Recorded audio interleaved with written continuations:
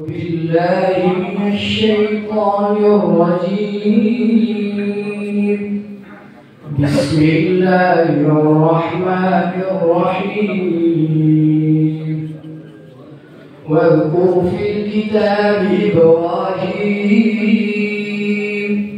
إنه كان صديقا نبيا إذ قال لأبيه يا أبت لم تعبد ما لا يسمع ولا يبصر ولا يغني عنك شيئا يا أبت إني قد جاءني من العلم ما لم يأتك فاتبعني أهدك صراطا سويا يا أبت لا تعبد الشيطان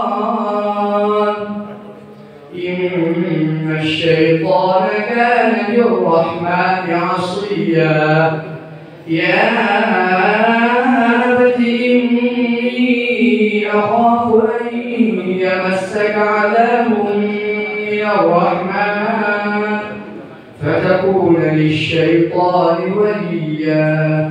صدق الله العظيم.